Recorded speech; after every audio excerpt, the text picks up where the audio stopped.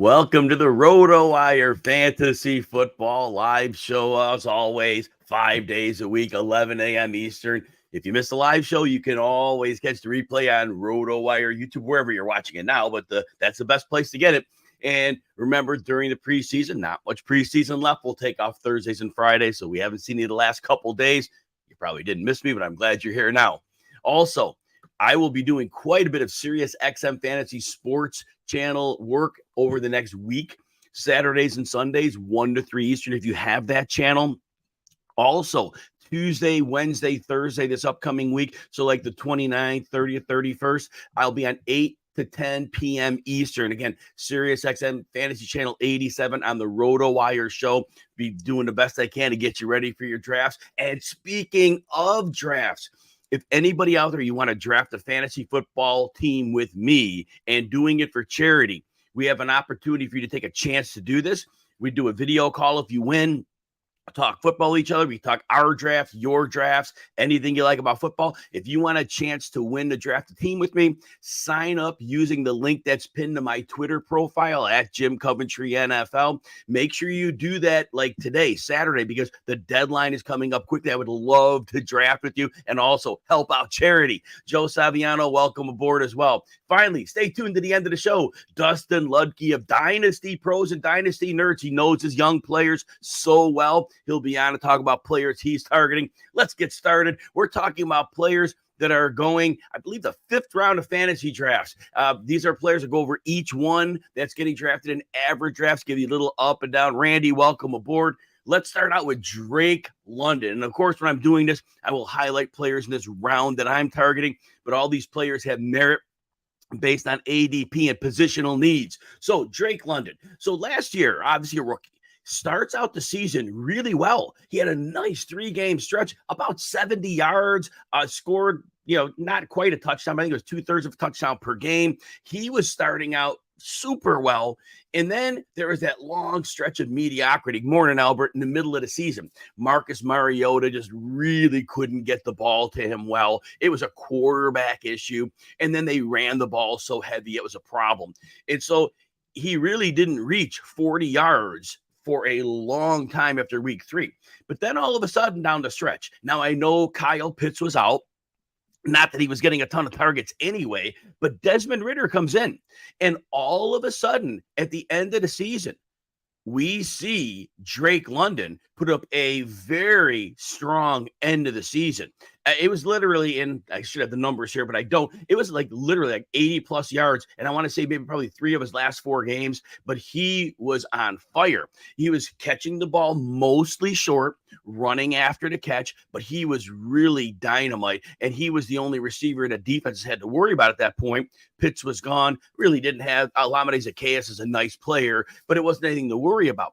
But here's what we have to look at going into the season. What are the Falcons going to be?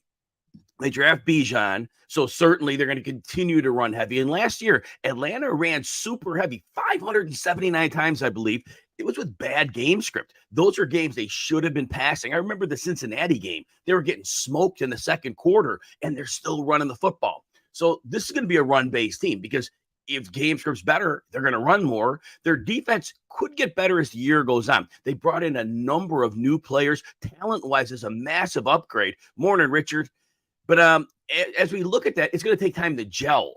But like we said, if you passed in bad game script in 2022, you're certainly going to pass again in 2023. Now, Drake London won't be the only player. It'll be Pitts will be back. He'll get some targets. So the question you have to ask yourself if you are going to draft London is how much are they going to get him the ball? If there are games where they're winning, I don't know how much they pass. The talent is unquestioned. The production down the stretch was unquestioned, aside from Pitts not being on the field as well. So I do think there's a world if it works to where there's a very narrow target tree, because you're still going to throw enough. You're still going to get 25, 30 pass attempts in the majority of games. And if it's a narrow target tree, I don't think Mac Hollins is a serious threat. Mac Hollins it's funny. And I say this about some guys, but it's true. He can block a bit. And you want your receivers in that offense to be able to block. And they've really, London can block. Obviously, Pitts is a tight end, can chip when they need him, but they use him split out a little bit more. But they have versatile bodies. Anyway, my point is this. If it's going to be a narrow target tree, London can get enough targets to get you into that top 24 barely wide receiver range. But you have to make that determination if you think the target tree stays narrow, which I think it will. I'm not reaching for London in a draft, but if he's falling to me in the 5th round, I need a receiver. There are other players I like better, but I already do have a couple shares of London, not overextending, but he is a player you certainly can target. And now Justin Herbert's the next one. And yes, we've been talking about this all summer, right? The quarterbacks, the top 7 or so, they're going in the top 5 rounds of most drafts. And I want to quickly point this out. The fantasy world is smart. You know what? Because it's a very well-educated fantasy community. I know the people in this chat, you know your football because you keep learning. We all are learning. And so in the past, we had a couple of years where we got teased. Some quarterbacks are going a little earlier in April and May drafts. And then Sagar, welcome. Sagar, welcome. Good to see you, man. Glad you're here. Now, with Justin Herbert and the 7 quarterbacks, the reason they're going earlier is because the league, we know it's a passing league. We already know that. But we have an established group of quarterbacks that are both high ceiling and high floor. And we believe as a fantasy community, in the past, it used to be those quarterbacks from 12 to 15, they weren't that far off from quarterback 5, quarterback 4. It was the top couple that separated, but it wasn't this big chasm. I mean, there was, now there is. Now it's like you need one of these 7 quarterbacks if you want to have a hammer over the lesser quarterbacks. And I know talent-wise, some of the other ones are good, but these are quarterbacks that are going to pan out. So Justin Herbert, and you heard, I'm not going to just keep going over this over and over again. But Justin Herbert, remember, he put up 41 touchdowns in his second season, which was 2 years ago. Last year, it was only 25. There was a lot of problems on the Chargers last year. The offensive line was injured. Herbert was injured. It was a lot going on. And we can't understate it. Keenan Allen, 44 snaps through 10 games, and Mike Williams missed a month. Between all the injuries, I'm not even going to bother with the offensive coordinator. I've talked that one to death already. Justin Herbert is an elite NFL quarterback. He may not be Patrick Mahomes, but in terms of a passer, he is right there with anybody else, including Joe Burrow. Herbert is that good of a quarterback. And this team, their defense, look, they have some superstars, but it's not been a good unit. They're going to have to score points. And Justin Herbert, I believe, gets back to that threshold when he's over 40 combined touchdowns. And remember, this kid can run. I want to say he's run for about 280 maybe, other than last year with the ribs. But he's a quarterback that gets you nearly 300 yards on the ground. That's not inconsequential. That's like Patrick Mahomes' range. So he can run for some yardage as well. But definitely consider Herbert. Once those top 3 are off the board, if you're looking to shop, he's definitely a player you can look at. And Joe saying he took him at the 3-4 turn because he's not coming back, right? You know it. And this is important, everybody. When you are on the turn in a 12-team league, either end of the turn, it's very important to look ahead and it's like chess. You got to think 2 to 3 moves ahead. You know you're not back on the clock for a long time.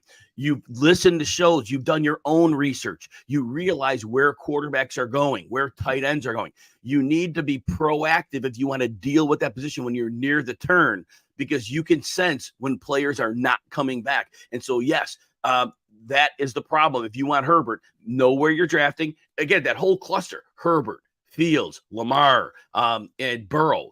If you want them, make sure you know where you want to target them and how the draft is going, because once that run hits, they're gone. Now, for me, I have the fail-safe of Trevor Lawrence or Deshaun Watson, but I do like those 4 quarterbacks, especially Herbert. Joe, good call on that. All right, one more right now, and then we'll move to plenty more. Kenneth Walker. I'm getting nervous about Walker.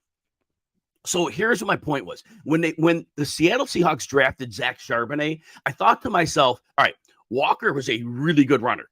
But I looked at the depth chart. It was Walker and DJ Dallas. And we know Pete Carroll, in his wild, happy dream, is playing defense and running the football. And I know they got great receivers, but that's what Pete Carroll wants to do. Always has, always will. And every year he lets an offensive coordinator get a little bit good at the pass. That second year, he reels him back in a bit. Now, so the Devon Witherspoon at corner in the draft, that defense potentially getting better. The defense could be okay. And if they want to run the ball, so draft night, I'm like, all right, well, if Walker gets hurt, they got nobody. So Charbonnet is a perfect complement. But now I've really dug into this throughout the summer, and here's what my determination was. Kenneth Walker is a very good runner, but he's a boom or bust runner. He takes a lot of losses or short gains, which puts the team in suboptimal second and third down situations. He ideally is a home run hitting explosive change of pace back. And I know he can be a lead back. He can be. But you want a sustaining runner that's going to move the chains. And as I look at it, Zach Charbonnet is that guy. He is the more sustaining type runner. So maybe as I looked at it rationally over time, I see a world where it's Charbonnet is better equipped for those grinder carries. Kenneth Walker would be amazing in a change of pace role. Now, Walker was 67th percentile after the catch, but he isn't the best route runner. But Zach Charbonnet isn't either. He had the 37 catches at UCLA. I think they're both more guys that could just be kind of like, dump off, just basic screens. We're not talking like running a complex routes like some of these teams are doing with their running backs. So I think they both could be involved on passing downs. So I think that right now, if Walker in the 5th round, okay, if you need him there, I get that. And I think Charbonnet in the 9th or 10th round is actually the better value. When we say these clouded backfields, take the cheaper piece, right? Walker is still a very good player. No knock on his talent. But again, that boomer bust nature to his run game, that is the thing that Pete Carroll might have seen, and he wants to use him specifically. That's where my narrative is right now on those. All right. Hey, there's a new way you can connect with the experts at RotoWire. The RotoWire Text Insider, that'll give you exclusive daily content to help with your draft and roster decisions throughout the season. Morning, Brian Pope. Now, you can also text our team directly at RotoWire to get advice. Here's how you get to the RotoWire Text Insider. You go to joinsubtext.com/RotoWire. Again, joinsubtext.com/RotoWire. Now, we're supposed to get these pinned after the video on the bottom. And the first 100 subscribers, you'll get access to my 250 plus pages of player notes. All right, let's get back to some players here. Remember, bottom of the hour, got Dustin Ludke coming in, Dynasty Pros. Now, Breece Hall's the next one. So here's what I want to give to you.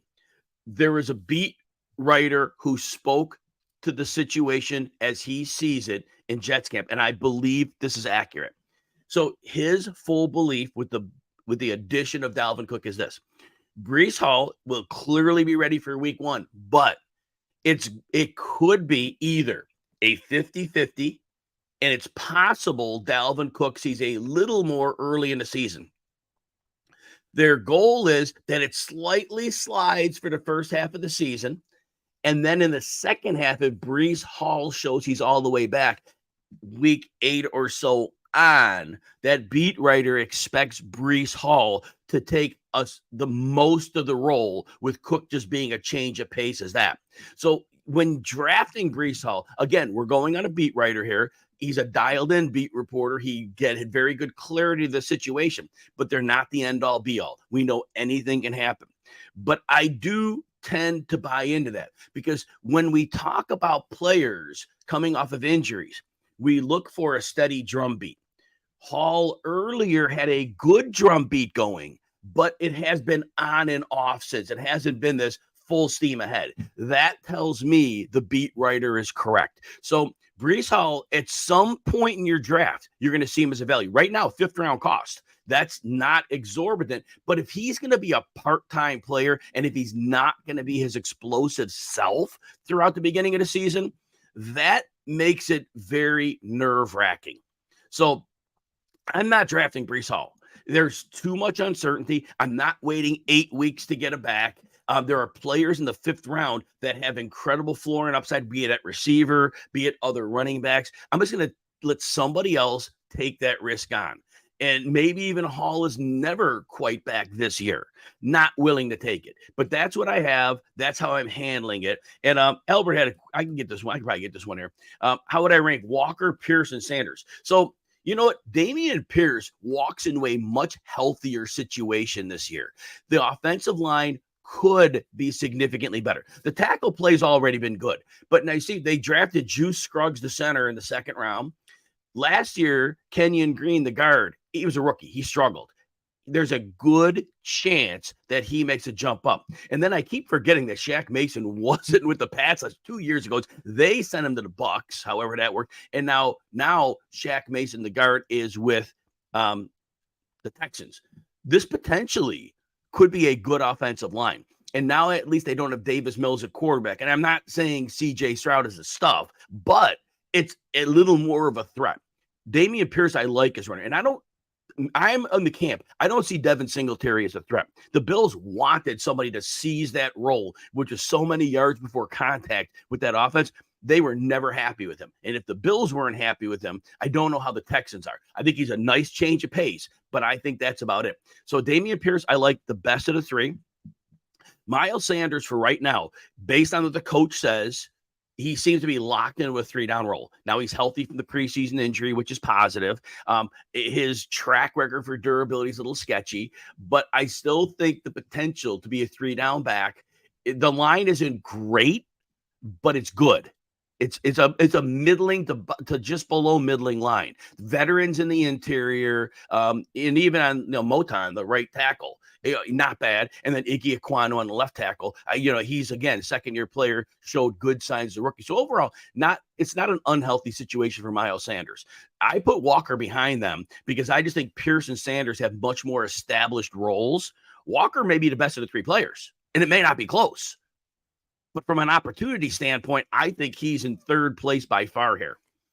So good question there. And then Mosquito points out Aaron Rodgers to be the end-all, be-all to say, yeah, Aaron Rodgers, yes. He does tend to run things wherever he's at, doesn't he? All right, Joe Burrow's next. So, and I won't spend long. We got about 6 more players before we bottom of the hour. But look, Joe Burrow, here's what I want to point out to you.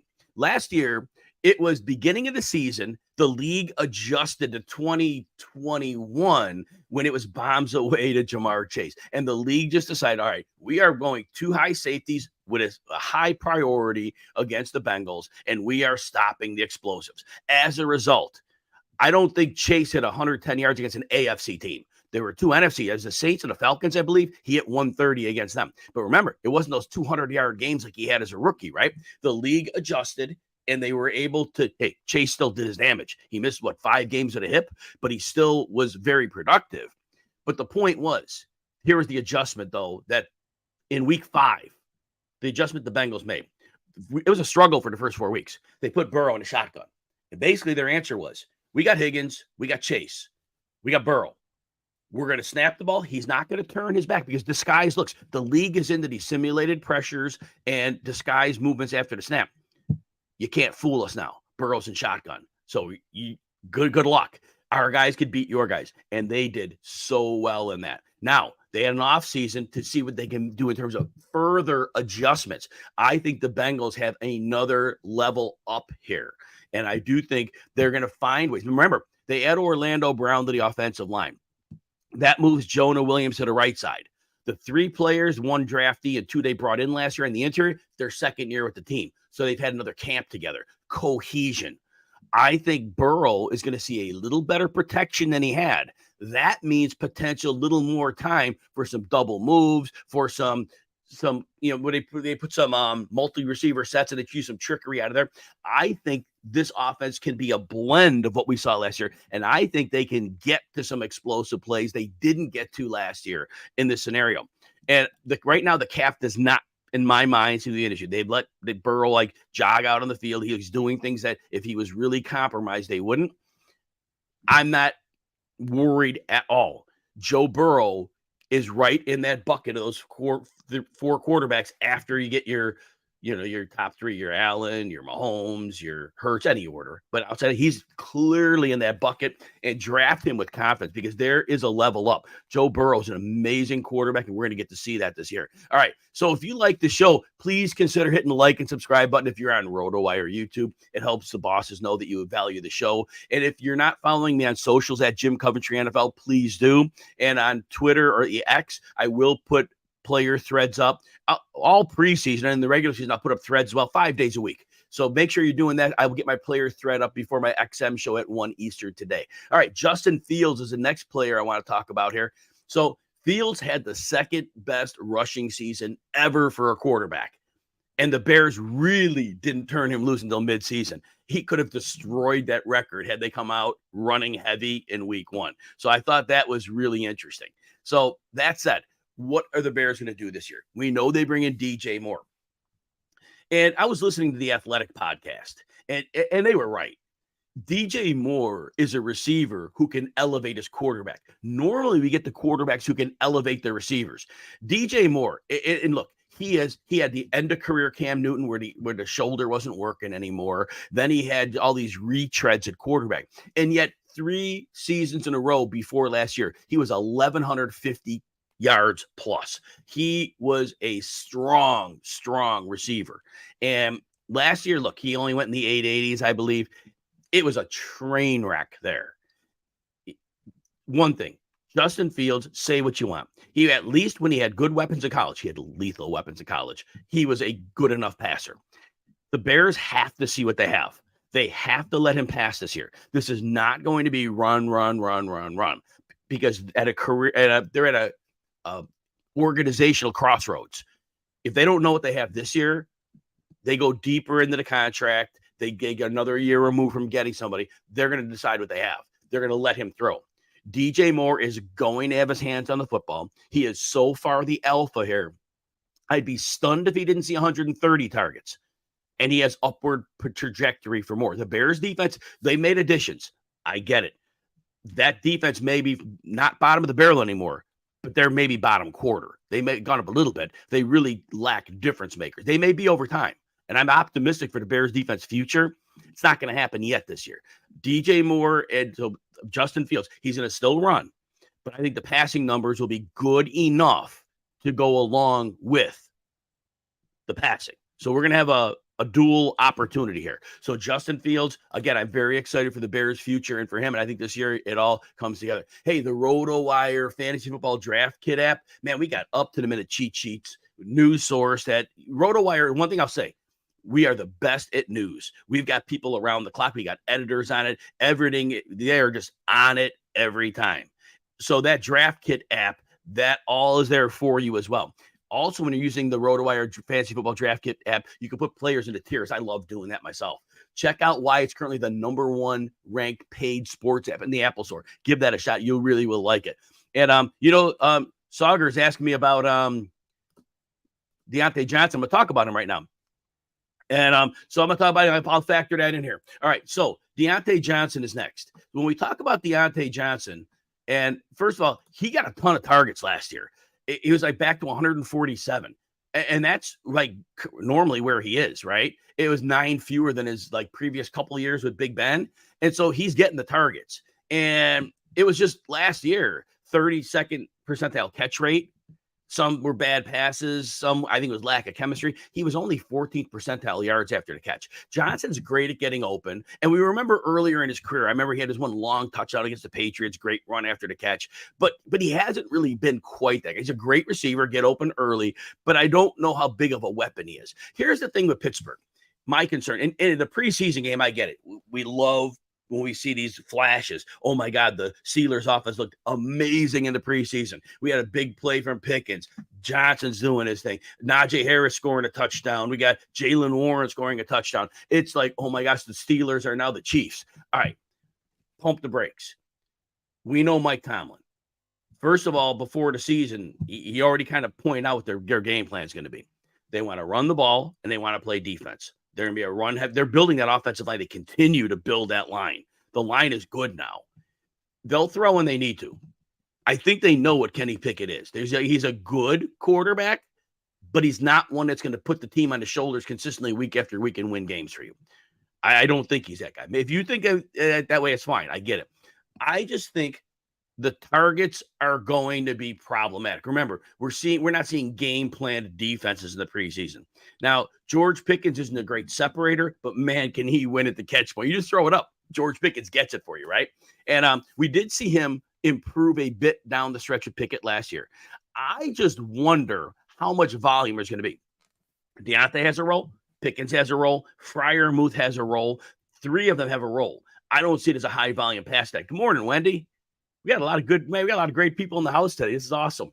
So when we're looking at the Pittsburgh Steelers, now the draft costs are decent. They're fair enough. Johnson, I just don't know if that target share is going to be what it was, because I think it's going to be spread out across all the options more. And I think their running game is going to be better. Remember, I told you last week, Najee Harris played with a steel plate in his shoe last year for 8 weeks. And that running game sputtered. It was better after the bye. Morning, Delroy. Good year in the house as well. So I just want to point out, Diontae Johnson is very good. The targets were there. I just think those targets have to drop. George Pickens has to get more. Freiermuth's going to be involved. And again, the run game. So I think in the 5th round, Johnson, I'd rather take the cheaper option. Pickens is a little cheaper than Johnson. I think I would take that route, even though Johnson seems to be a better fit for Pickett. I do think they're going to make more of a focal point of just letting him let Pickens win at the catch point. All right, Mike Williams is next. You guys know I'm all over Mike Williams this year. And no questions, no worry. But here's the thing. Mike Williams had, I believe, 5 games when he had 8 or more targets last year. In each of those games, he had more than 86 yards.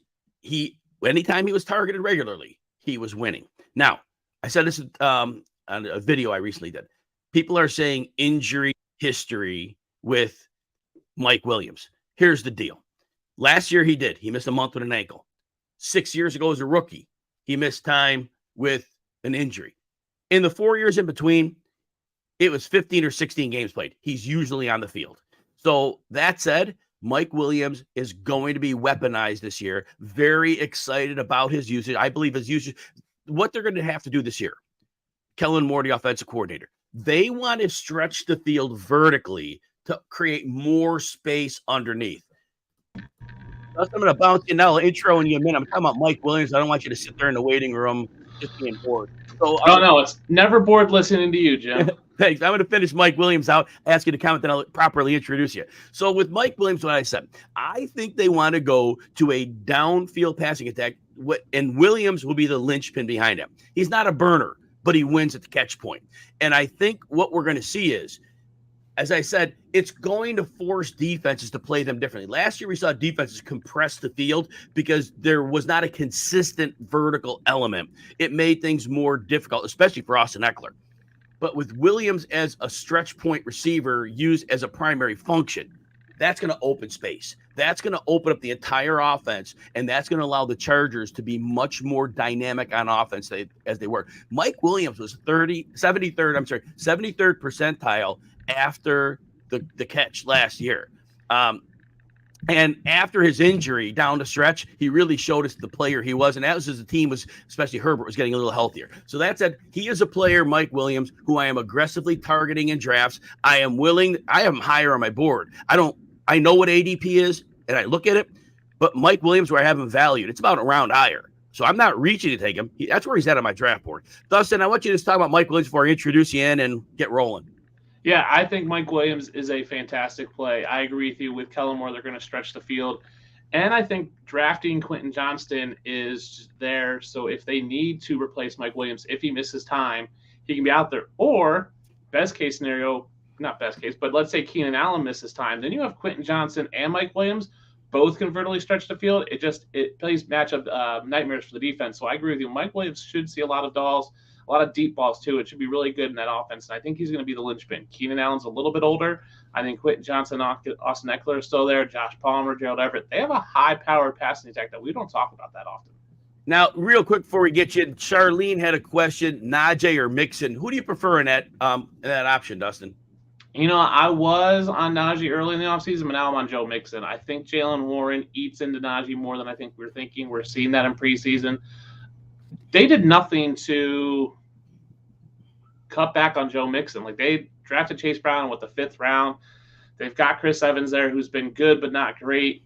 They have basically said Joe Mixon's still our guy. Even with all the off-the-field issues, there was no talk of them being in on Dalvin Cook or Leonard Fournette or Zeke.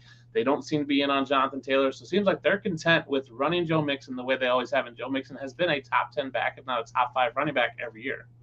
Yeah, and he's a compiler. He doesn't have to be a great running back. He could be at that 3.9 to 4.1 yards per carry, but if he's going to get the work, he's going to get the work. And then to go through Benson, it's a good point. Tomlin will throw the ball 600 times. If they can never get their defense healthy, though, which hasn't been the case, I think that there would be a world where they want to play it the way the Ravens have always played it. They just haven't had it work in their favor. And then finally, Mosquito points out, yep, the Chargers receivers automatically receive a questionable tag next. Yes, they do. 100%. All right, I am going to welcome in Dustin formally. Dustin Lutke is the content director at Dynasty Pros Fantasy Football. He's the growth and planning strategist at Front Office Pros. He contributes at Dynasty Nerds. Met him at the Scott Fish Bowl Live in Chicago. It was a pleasure talking football with Dustin. Dustin approaches players in a very unique way where he kind of learns more about the player than which the film shows. And I think that gives him greater insight to an understanding of players. Make sure you're following Dustin at The Dunnit. So TheDunit 13 on social media. Dustin, before you're going to pitch your stuff at the end, but tell everybody how you're doing today and get us started. I'm doing great. It's a big week for drafts. I have a buddy of mine who's 0-17 and winning championships in his home league. So he's been texting me all morning asking for some help. I got a friend down the street who's in his first year playing fantasy football and was like, I need your help. And I was like, when your draft? He's like, I don't even know. And I'm like, well, that's the first thing you need to do is know your rules, know your settings. But it's just a great weekend for football. We've got games all weekend. You know, we're only like a week away from real football that matters. And I'm pretty excited about it. Yeah, I'm itching for, is it September 7th, I believe, the Thursday night game between the Chiefs and the Lions. Cannot wait. As much as I love August and all this work we do, it'll be nice when we're at a regimented structure week to week. We know what Monday, Tuesday, Wednesday, and the like is bringing. August is just work, about 80 hours a week. Oh, it's rough. Dustin's here to tell us about 4 players that he is targeting in fantasy football drafts. He'll give you a breakdown of each. I'll intro the players for him. So last year, we were kind of out on the Lions before the season, and all of a sudden, before our eyes, Jared Goff became a thing when we thought he was a throw-in in the Matthew Stafford trade. Tell us why Jared Goff, currently at quarterback 17 on Fantasy Mojo ADP, is a player we should be targeting, Dustin. Yeah, he's QB 17 off draft boards. Last year, he was QB 10. This year, what'd they do? Upgraded the offensive line, drafted Jahmyr Gibbs and Sam Laporta, 2 weapons for him. Amaron's going into his 3rd year. He'll theoretically get more games with Jameson Williams, who's actually healthy. I think Marvin Jones is an upgrade from DJ Chark. And he's going to QB 10. He's going to 17. He was QB 10. He's just going to be better. Also, Jamal Williams had 17 rushing touchdowns last year. If you convert just 4 of those into passing touchdowns, that moves Jared Goff from QB 10 to QB 6 last year. If you convert 6 of them, which still puts Jamal Williams at 11 touchdowns, which is crazy high, all of a sudden you get QB 5, 4, somewhere in that range. Like, you're talking about a top 5 quarterback. If just a few of those touchdowns go his way, we know Amaron got tackled on the 1 or 2 yard line a bunch of times. If those go in for scores, that just jumps Jared Goff numbers up. I don't understand how he's going 7 spots behind where he finished last year, and everything on that offense is better for him this year. You know, Dustin, Ben Johnson, the offensive coordinator, did a wonderful job about scheming players quickly open. And what I thought that really benefited Jared Goff, because Jared Goff is not a second reaction quarterback. He's not a player you want to be extending a play 4 or 5 seconds in. You want him to be efficient and effective quickly, and especially in the middle of the field. And that's where they loaded him up with targets, as you mentioned earlier. St. Brown is a slot. They talk about moving to the outside. It ain't happening. A few snaps, great. But he's primarily their slot. You mentioned Laporta, middle of the field, and Jahmyr Gibbs, when he runs routes, well, guess where those routes are going to be? Middle of the field. So like you said, the stars are aligning, the personnel decisions, the offensive coordinator, that does all play into Jared Goff's situation. So Dustin Lutke is telling you that you can wait outside the top 12 quarterbacks a decent deal, and especially in your 2 quarterback leagues, you can grab Goff. And if you really waited late on quarterback, you could pair him up with somebody. But either way, Jared Goff looks like a strong fantasy play. Anything you missed on Goff? No, I think that's it. I mean, the defense for the Lions is slightly better, so maybe they're not in all these shootouts. But I still think Goff is going to put up enough numbers that he'll be a top 10 quarterback, if not possibly top 5 this year. Yeah, so now we're going to move to running back. So in April, everybody was all excited about Rashad Penny maybe being an opportunity in that backfield. And then we get to draft day and DeAndre Swift's on the team. Now everybody's excited about DeAndre Swift. Why don't you tell everybody why maybe they aren't the answers, and maybe Kenny Gainwell, who's running back 43, 118 picks off the board, may be the answer. Yeah, let's start with Swift and Penny. They've missed 26 games in the last 2 years combined. Like, they have injury history and major injury history. Now, Kenny Gainwell comes in. He was an efficient runner last year. Not great, not as high yards per carry as Swift or Penny. Doesn't really have the pass catching work, but he has familiarity in that system, which is huge for what they run there in Philly. Like, it's a quick paced offense that having them in there. We saw last year, even with Miles Sanders, who had 11 rushing touchdowns, Gainwell was in there in red zone, third down, late game situation, 2-minute drills. Kenny Gainwell was the guy they trusted last year, so there's no reason they're not going to trust him this year. His ADP is like 40 something. Like, he's being drafted behind basically backups, and he's running with the first team right now in camp. Like, I get it, it's preseason and it's camp news and we take it with a grain of salt, but this is where you have to go, oh, he's running with the first team. He wasn't playing in those preseason games because they were resting their starters. That's a sign that he is going to be a guy and he's going to be heavily involved. Yes, Swift and Penny are going to be all. Swift is a third down pass catching back. I get it. Boston Scott's still there. Boston Scott will have his great games against the Giants. That's it. But I think Gainwell had 4 touchdowns on only 53 carries last year, like a really good touchdown efficiency rate. If he gets up to 100 and some carries, he could see 6-7 touchdowns on very low volume compared to all the running backs, and you could see a huge bump in his fantasy points. So getting him that late in drafts, you could see a weekly flex play who finishes his RB2 in fantasy for you, and you're going to get huge value out of him. You know, Dustin, every team in the NFL wants to win a Super Bowl, but a few teams realize they actually can. And I would think the Eagles, with their knowledge, and they handled Sanders well last year, even though he had a career high in touches. In the games they didn't need him, they didn't use him. But I have to think that Philadelphia is thinking, we would like to have a fully explosive and healthy Penny and Swift for the NFL playoffs, for those games that are going to go crazy, wild shootout maybe, and they got to compete with them. And I think their best way of keeping them both healthy for the playoffs is, like you said, keeping Kenny Gainwell as maybe a centerpiece of the running game, handling those touches, because like I said, when January comes, they want to be able to raise the roof to get through the Kansas Cities of the world. Any final words on Gainwell? Yeah, and not just this year. Philadelphia is set to be a Super Bowl contender for the next 5 years with Jalen Hurts, A.J. Brown, Devontae Smith. They have to keep Jalen Hurts healthy. So I think, yes, he's great on those 1-yard sneaks, but if they can limit his rushing, Jalen Hurts is rushing down, you don't bring in a Penny and a Swift if you're not going, hey, let's limit Jalen Hurts' rushing, because they know that they are Super Bowl contenders for Jalen Hurts' contract. So they have him for the next 8 years, whatever he's locked up for. They know that they are contenders for that time period, and they're going to try to limit his work to keep him healthy. Because let's face it, Jalen Hurts gets hurt, Eagles' Super Bowl chances are done that year. So they want to run the ball, they want to hand it off, and Kenny Gainwell is going to be a big part of that. So like Dustin told you, after 100 picks are in the books in your draft, if you need running back help, Kenny Gainwell is a very sharp option to go with. And ADP, I don't think is caught up to where he properly should be valued. Now, we're going to go to the New York Jets next. And look, Aaron Rodgers, it's like, I'm bringing my buddies with. I want my buddies with me. So he goes to the New York Jets, and I think he was already there, but Alan Lazard. So he's playing with his buddy again. Now, we know that Garrett Wilson is certainly going to be the alpha, but there is going to be a spot for Alan Lazard, and he is currently, Dustin, being drafted as the wide receiver 58, pick 148 per fantasymojo.com, last few days ADP. Tell us why Alan Lazard is an excellent deal at that point of a draft. All right, let's look at last season. Alan Lazard had 8 touchdowns. The year before that, when they had Devontae Adams, he had 6.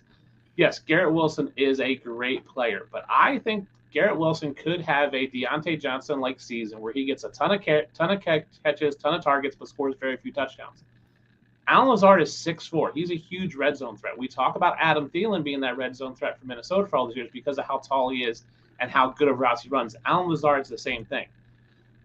So if he gets that role in that offense with Aaron Rodgers, we know Aaron Rodgers likes his guys, right? He brought Lazard and Cobb in because he has familiarity with them. It's going to take a little time for him and Garrett Wilson to build that.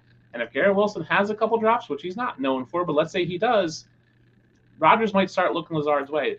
Then you're looking at where we're going with the passing options and the passing volume for the Jets. Aaron Rodgers threw the ball last year 542 times. The Jets last year threw it 627 times. The Broncos last year with Nathaniel Hackett, who's now the offensive coordinator for the Jets, threw the ball 571 times. So I'm looking at Aaron Rodgers having above 550 passing attempts, which is pretty high volume. So there's going to be plenty of targets to go around outside of Garrett Wilson. I see a majority of them going to Lazard. I think Corey Davis retired because he knew he wasn't going to have a role in that offense. Yes, Randall Cobb will be that probably third down guy in the slot. But I think Lazard could see 80, 90 targets and have 8 touchdowns easily. And I think he could be the red zone threat. And I think he's a solid play, especially where you get a wide receiver 58. Like, he's coming off the board super duper late, and he's going to have that upside. He's going to have that touchdown upside that we really like. If you're telling me a wide receiver that can give me 6 to 8 touchdowns in a year, he should be up there in wide receiver 24. He's going to finish as a wide receiver 2. Last year, wide receiver 35. Year before that, wide receiver 47. So Allen Lazard has proven that he can be a wide receiver 3 with Aaron Rodgers. Doesn't matter what team they're on. Doesn't matter who's running the offense. Now, remember, Nathaniel Hackett, 2 years ago when he was wide receiver 47, that was with Devontae Adams. And Allen Lazard still had a ton of work and a ton of volume. Just the value you're getting in drafts is where I'm looking at Lazard. I think he's going to be really good for the Jets. I don't think the Jets are great as overall, but I think they'll put up enough fantasy points. And what Dustin is pointing out here is, in a 12-team league, Allen Lazard is being drafted as a borderline near wide receiver 6. He's the end of the wide receiver 5s. So it's a very, very small investment. And we do know, like Dustin said, Aaron Rodgers' chemistry with players and trust in players is something that's been very, very important to him. And we know it was a directive of his that Lazard be brought over. So there is no learning curve between them. And so sometimes when the play is in the red zone, he knows where Lazard is going to be. And for a quarterback of that caliber, there is very important understanding that could be there. Did you miss anything on Lazard? No, that's it. So real quick, Charlene makes a comment about Curtis Samuel. He gets injured, but Rivera and Samuel go back to the Panther days. She likes him as a deep sleeper. What do you see for a possible outcome for Curtis Samuel this year, Dustin? Yeah, I think he could be used as a gadget play. I just don't know how exotic that offense is going to be with Sam Hill. I think they're going to keep it basic. So that means Terry McLaurin and Jahan Dotson outside, Curtis Samuel coming on 3 wide receiver sets, clear passing downs. He is a sleeper for me. It depends on that development. We see if Eric Bieniemy has a hand in an offense and they run some more gimmicky plays like the Chiefs have done. I just don't know if Sam Howell can run those currently, maybe late in the season. But I do like Curtis Samuel with the fact that he knows Ron Rivera. He's been with Ron Rivera for a long time. Ron Rivera wanted him there. He's a sure-handed receiver. I like that he can get some work in the end arounds and reverses and stuff. So I think he's a deep sleeper, but he'd be like the end of my drafts. And like Charlene's pointing out, and like you point out, Dustin, deep sleeper, late in your draft. Yep. People are totally sleeping on him. And like I say this with players, draft them late when you like them. And if you'll know in week 2 to 3, you'll know by then if that player is a part of the offense. And if you were right, beautiful. You got your big hit. And if that player is not being used through week 2, week 3, go to the waiver wire, utilize that. The last thing you want on your roster is a player you feel you got to hold for 10 weeks because maybe. And those are the players you don't want. They clog up your roster. Curtis Samuel's not that guy. Take that deep sleeper pick on him. And then before we get to your last player, Uncle Ted is fading all the Jets. Love Uncle Ted. He's a great friend of the show here. All right, Dustin, last thing we'll go with for players, we're going tight end. You're going to go deep for us here. A lot of us play in tight end premium leagues. Some of us play in leagues where, we definitely want to roster best ball leagues. We want to roster 3 tight ends sometimes. Michael Mayer is going off the board as tight end 27. Pick 191. So he is either in really, really deep leagues or, like I said, that's tight end premium leagues, things like that. Tell us why Michael Mayer is a player we should be looking at and we're not.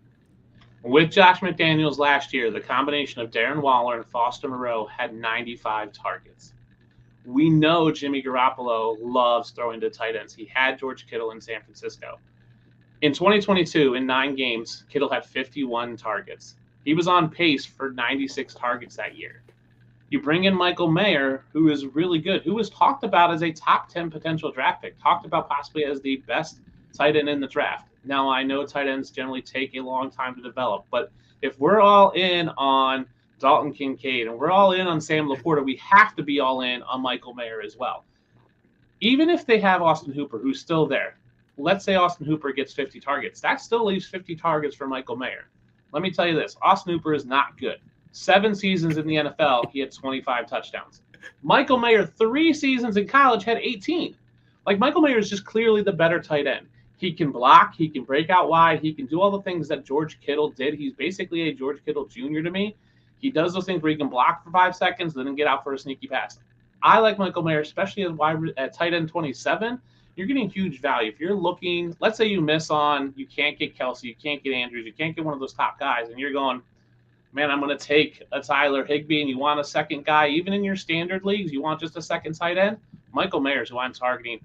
With the quarterback who struggles to throw deep to Davante Adams, Michael Mayer's there. And there's also no other context. After Davante Adams, who's second in that league in that team in targets? Is it Jacoby Myers? Is it Hunter Renfrow? Why can't it be Michael Mayer based on who the quarterback in the system is?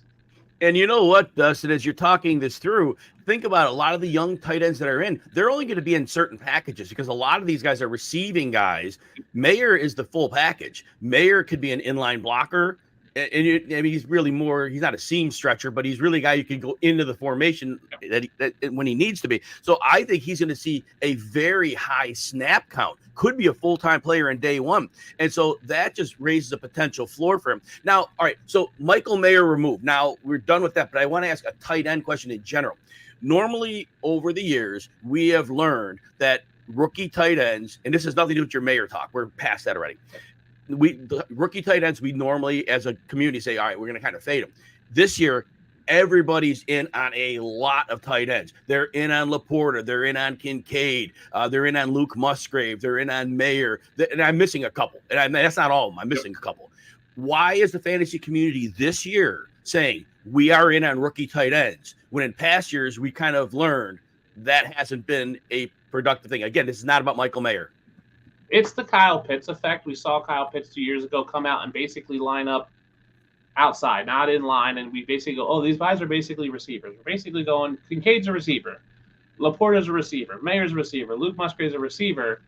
And so I think we've just tricked ourselves into thinking that they're going to be better than they are. I don't see them as true receivers. I think you have to be able to block. And listen, talking to Michael Mayer at the Combine, when I asked him what was his favorite part of football and favorite part of playing position, it was blocking. I love the block. Yes. And if you can block and protect, you're on the field more. So you're on there for running plays, which can be broken plays. You're on there for class action plays. So, right, he could block and then pretend like he's blocked, just chip a guy and break out, then he's open in the flat.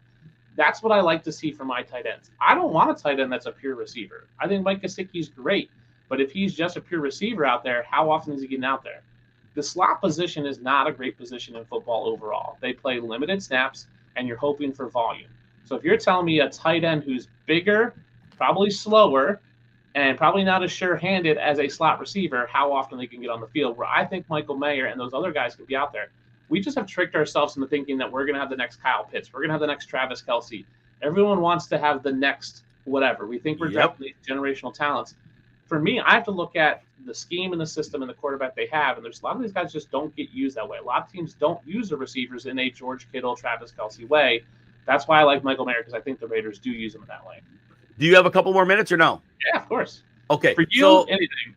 Appreciate it, Dustin. So I'm just thinking through this whole, again, this is not, I agree with your Michael Mayer take. So again, this is a new discussion. So we're still talking tight ends. So now what I'm also thinking is I'm always cognizant of how the league is going to approach schematically trends in the league.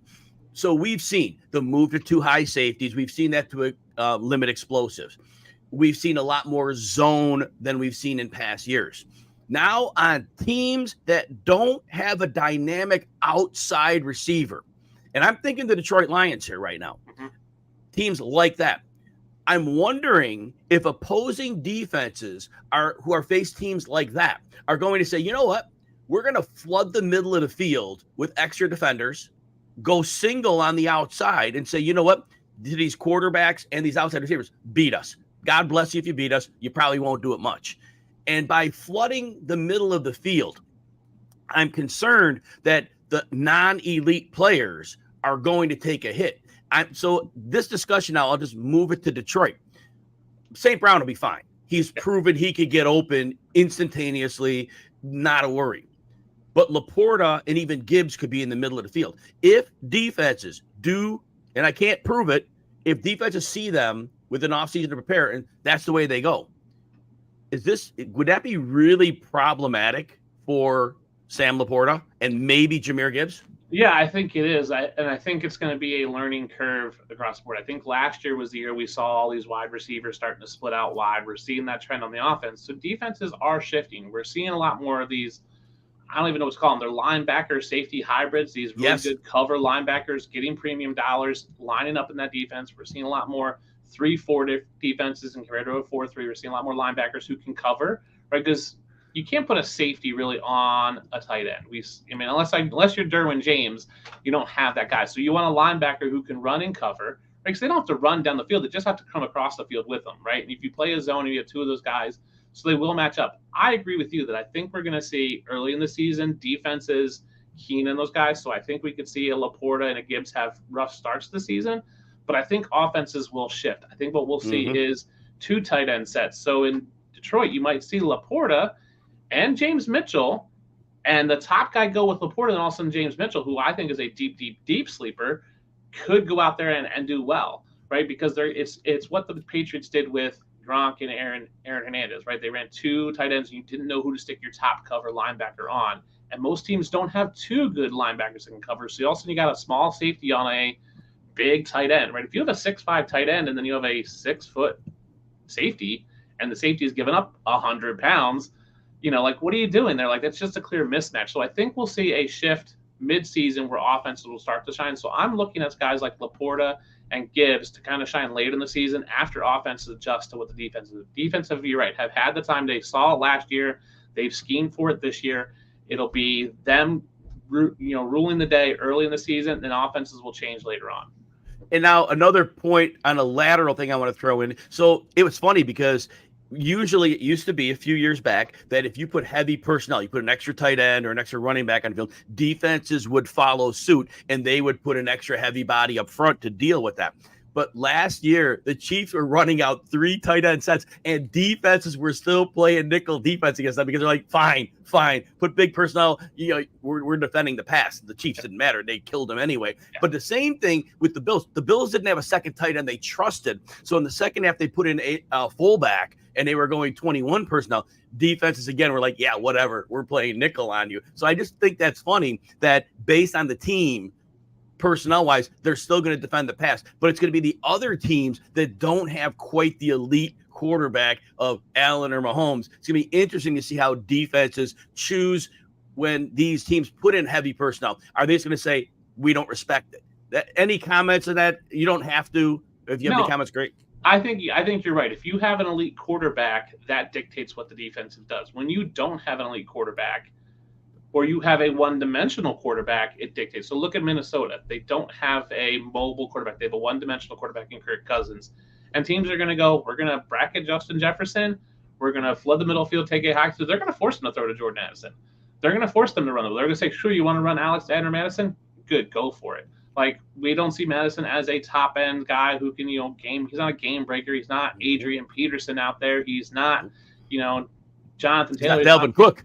Yeah, it's not Dalvin Cook, right? So they're going to go, sure, let's go. We trust our 3 guys in the box and maybe a blitzing linebacker to pick up that run. If you have an elite guy, if you have a Jalen Hurts, you have a Josh Allen, you have a Mahomes, you go, okay, that guy can change the game, right? Because even if we stuff what he wants to do, he's going to find something to do. Kirk Cousins, as much as I love him and what he does, he can't find something to do. Jared Goff can't find something. He goes, this is what I want to do. I want to do 1, 2, or 3. If those aren't there, he's throwing the ball away. Hurts, Mahomes, Allen, Lamar Jackson, Justin Fields, they find something to do, and that's what you don't want. So when you have a quarterback that can find something to do, defenses play to that. When you just have a guy who has to do what he wants to do, they play to that, and they go, cool, if you want to run on us, let's go for it. Because they know that a one-on-one, their guys should make the tackle. So, look, Obviously, if this is the first you've heard Dustin, he clearly knows his stuff. He's somebody you should be following. Dustin, why don't you sell yourself? Tell everybody what you got going on so everybody can follow you and keep up with your work. Remind them of your Twitter handle and all that good stuff as well. Yeah, you can find me on Twitter or X or whatever we're calling it at the D Unit. So THEDUNIT 13. That's the best place to catch all my stuff. I am the content director at Dynasty Pros Football. We've got articles coming out 2 times a day. I also contribute at Dynasty Nerds. I'm the growth and planning strategist for Front Office Pros, so they've got videos coming out almost daily. And then I also contribute. I'm our 6-start manager for QB List, where we cover every game every week, give you basically, hey, this guy's going to be – we don't just tell you sit starts at QB List. We tell you, hey, start Devontae Smith. He's going to be a wide receiver 1 or he's a wide receiver 2. And we say, hey, if they're a wide receiver 1, that means 18-plus points. If they're a wide receiver 2, we're expecting 12 to 17.9 points. So we give you a range because we don't want you to just go, well, I have 5 guys that are starts. Who do I start? We're telling you where we think they're going to slot in. We have pretty good accuracy with that. So that's coming up. I've got articles coming out everywhere. I just released my fantasy therapy articles on Dynasty Pros. Had 2 of those come out. That'll be a series. I'm working on my bold predictions bust. I do a best of the backup quarterback article that I started yesterday. So I cover every backup quarterback, give you a grade on the likelihood they'll play and then how they'll do if they play. So this way you know who's backing up who. So if someone goes down, you know if that's a good pickup or not, because that makes a difference in fantasy. Man, Dustin, you have to follow his work, so make sure you're doing that. Before we sign up, if you have Sirius XM Fantasy Sports Channel 87, I'll be on 1 to 3 today with Mario Puig. Sunday, I'll be on with Alan Soslowski 1 to 3. Next week, Tuesday through Thursday, 8 to 10 Eastern. I'd like to thank Dustin for talking football with me today. An outstanding job with us. Thanks to everyone in the audience for joining us. Please join me again on Sunday at 11 a.m. Eastern on where you're watching right now, probably RotoWire YouTube. My guest will be another great fantasy analyst and a friend of mine, Stacy Perez of Fantasy and Frames. Everybody have a wonderful rest.